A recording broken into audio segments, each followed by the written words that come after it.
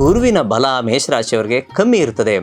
ಆದರೆ ಇದೇ ವರ್ಷ ಜೂನ್ 2ನೇ ತಾರೀಕಿನಿಂದ ಇದನ್ನು ಸಾಡೆ ಸಾತಿಯ ಒಂದು ವಿಶೇಷ ಅಂತ ಹೇಳ್ತೀವಿ. ಪ್ರಾಮಾಣಿಕರಿರ್ತಾರೋ ಅವರಿಗೆ ಸ್ವಲ್ಪ ಕಷ್ಟ ನಷ್ಟಗಳು ಹೆಚ್ಚಾಗುವಂಥದ್ದು. ಯಾವುದೋ ಒಂದು ಲಾಭವೂ ಸಹ ಈ ವರ್ಷದ ಕೊನೆಯದೊಳಗಡೆ ಅವಿವಾಹಿತರು ಸರಿಯಾಗಿ ಮದುವೆ ನಾವು ತುಂಬ ವರ್ಷದಿಂದ ಹುಡುಕ್ತಾ ಇದ್ದೀವಿ, ಸಿಗ್ತಾ ಇಲ್ಲ ಅಂದರೆ ಖಂಡಿತವಾಗ್ಲೂ ಓಂ ಗಂ ಗಣಪತಿ ನಮಃ. ಓಂ ನಮೋ ಭಗವತೆ ವಾಸುದೇವಾಯ. ಓಂ ನಮಃ ಶಿವಾಯ. ಓಂ ಶ್ರೀಮಾತ್ರೇ ನಮಃ. ಸಮಸ್ತ ಈ ಸಂಜೆ ನ್ಯೂಸ್ ವಾಹಿನಿ ವೀಕ್ಷಕರಿಗೆ ನಾನು ನಿಮ್ಮ ಆಚಾರ್ಯ ಬಾಲಸುಬ್ರಹ್ಮಣ್ಯಂ ಮಾಡುವ ಅನಂತ ನಮಸ್ಕಾರಗಳು. ವೀಕ್ಷಕರೇ, ಏನು ಒಂದು ವಿಶೇಷವಾದಂತಹ ಕಾರ್ಯಕ್ರಮ. ಯಾಕೆ ವಿಶೇಷ ಅಂದರೆ ವರ್ಷಕ್ಕೊಂದ್ಸತಿ ವಿಶೇಷವಾದಂತಹ ಕಾರ್ಯಕ್ರಮವನ್ನು ನೋಡ್ತೀವಿ ನಾವು. ಯಾವಾಗ ಡಿಸೆಂಬರ್ ಆಯಿತು, 31 ಆಯಿತು, ನಾಳೆ ಬೆಳಗ್ಗೆ ಒಂದು ಕ್ಯಾಲೆಂಡರ್ ತಿರುವಾಕೋಬೇಕು ಅನ್ನೋ ಟೈಮಲ್ಲಿ ಕರೆಕ್ಟಾಗೆ ಕ್ಯಾಲೆಂಡರ್ ವರ್ಷವನ್ನು ಸಹ ಆಚರಣೆ ಮಾಡುವಂಥದ್ದು.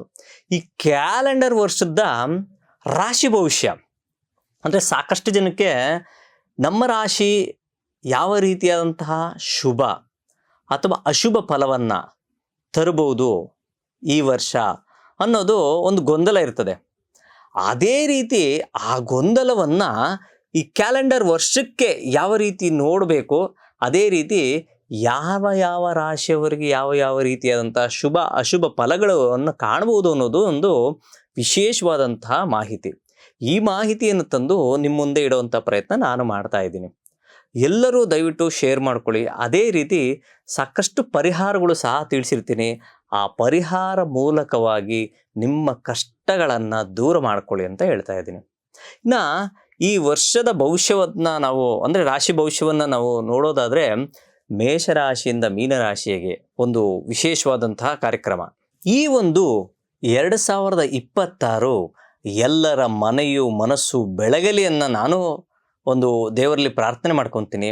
ಅದೇ ರೀತಿ ಎಲ್ಲರೂ ಸಮಾನ ಮನಸ್ಕರಾಗಿ ಸಹಬಾಳ್ವೆಯಿಂದ ಜೀವನವನ್ನು ಸಾಗಿಸೋಣ. ಯಾವ ಒಂದು ರಾಗ ದ್ವೇಷ ಇಲ್ಲದಾಗೆ ಜೀವನವನ್ನು ಸಾಗಿಸಿ ನಮ್ಮ ಈ ಭಾರತ ದೇಶವನ್ನು ಸನಾತನ ಧರ್ಮವನ್ನು ಉಳಿಸುವಂಥ ಪ್ರಯತ್ನ ಮಾಡೋಣ. ನೋಡಿ ವೀಕ್ಷಕರೇ, ನಾವು ಪ್ರಮುಖವಾಗಿ 4 ಗ್ರಹಗಳ ಆಧಾರದ ಮೇಲೆ ರಾಶಿಗೋಚಾರವನ್ನು ಅಂದರೆ ವರ್ಷದ ರಾಶಿಗೋಚಾರವನ್ನು ನಿರ್ಣಯ ಮಾಡ್ತೀವಿ.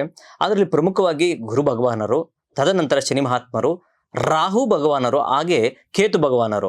ಈ ಒಂದು ಪಲ್ಲಟದ ಆಧಾರ ಅತಿ ಮುಖ್ಯವಾಗುತ್ತೆ. ಅದನ್ನು ಹೊರತುಪಡಿಸಿ ತಮ್ಮ ಒಂದು ವೈಯಕ್ತಿಕ ಜಾತಕವೂ ಸಹ ಮುಖ್ಯವಾಗುತ್ತೆ. ಅದೇ ರೀತಿ ಅವರ ಒಂದು ದಶಾಭುಕ್ತಿಗಳಾಗಿರ್ಬೋದು, ಅಂತರ್ಭುಕ್ತಿಗಳಾಗಿರ್ಬೋದು, ಅಥವಾ ಅದ್ರ ಜೊತೆಗೆ ನಡೆಯುವಂಥ ಗೋಚಾರ ಫಲವೂ ಸಹ ಇದಕ್ಕೆ ಹೊಂದಾಣಿಕೆಯಾಗಿ ಜೀವನವನ್ನು ಸಾಗಿಸ್ತಾ ಇರ್ತದೆ. ನೋಡೋಣ ಬನ್ನಿ ಮುಂದಿನ ಯಾವ್ಯಾವ ರಾಶಿಯವರು ಹೇಗಿರ್ತದೆ ಅನ್ನೋದು. ಮೇಷರಾಶಿ ನೋಡಿ, ಮೇಷರಾಶಿಯಲ್ಲಿ ಜನನವಾಗಿರೋರಿಗೆ ನಾನು ಮೊದಲೇ ತಿಳಿಸ್ಕೊಟ್ಟಂಗೆ ಯಾವ ಗ್ರಹಗಳಿಂದ ಯಾವ್ಯಾವ ರೀತಿಯಾದಂಥ ಫಲ. ಈಗ ಗುರು ಭಗವಾನರು ತೃತೀಯ ಸ್ಥಾನದಲ್ಲಿ ಸ್ಥಿತರಾಗಿರ್ತಾರೆ. ಅದನ್ನ ಒಂದು ಪರಾಕ್ರಮ ಸ್ಥಾನ ಅಂತೇಳಿ ಸಹ ಹೇಳ್ತೀವಿ. ಆ ಸ್ಥಳದಲ್ಲಿ ಸ್ಥಿತವಾದಾಗ ಗುರುವಿನ ಬಲ ಮೇಷರಾಶಿಯವರಿಗೆ ಕಮ್ಮಿ ಇರ್ತದೆ. ಆದರೆ ಇದೇ ವರ್ಷ ಜೂನ್ 2ನೇ ತಾರೀಕಿನಿಂದ ಗುರುವಿನ ಬಲ ಒಂದು ರೀತಿಯಾದ 50% ಹೆಚ್ಚಾಗುವಂಥದ್ದು. ಅಂದರೆ ಸಂಪೂರ್ಣವಾಗಿ ಅಲ್ಲದೆ ಹೋದ್ರೂ ಕೆಲವೊಂದು ಗ್ರಂಥಗಳಲ್ಲಿ ಉಲ್ಲೇಖ ಆಗಿದೆ, ಗುರು ಚತುರ್ಥ ಸ್ಥಾನದಲ್ಲಿ ಸಂಚಾರ ಮಾಡಬೇಕಾದ್ರೆ ಸ್ವಲ್ಪ ಮಟ್ಟಿಗೆ ಸುಖಸ್ಥಾನ ಅಂತ ಹೇಳ್ತೀವಿ, ಅದು ಉಚ್ಚಕ್ಷೇತ್ರ ಸಹ ಹೇಳ್ತೀವಿ. ಸ್ವಲ್ಪ ಅಭಿವೃದ್ಧಿಯ ಹಾದಿಯನ್ನು ನೀವು ಖಂಡಿತ ಕಾಣ್ಬೋದು. ಆದರೆ ಮಹಾತ್ಮನಾದ ಶನಿ ಮಹಾತ್ಮರು 12ನೇ ಮನೆಯಲ್ಲಿ ಸಂಚಾರ ಮಾಡಬೇಕಾದ್ರೆ ಇದನ್ನು ಸಾಡೆ ಸಾತಿಯ ಒಂದು ವಿಶೇಷ ಅಂತ ಹೇಳ್ತೀವಿ. ಏನಪ್ಪ ಇದ್ರ ವಿಶೇಷ ಅಂದರೆ ಸ್ವಲ್ಪ ಮಟ್ಟಿಗೆ ಯಾರು ಅಪ್ರಾಮಾಣಿಕರಿರ್ತಾರೋ ಅವರಿಗೆ ಸ್ವಲ್ಪ ಕಷ್ಟ ನಷ್ಟಗಳು ಹೆಚ್ಚಾಗುವಂಥದ್ದು.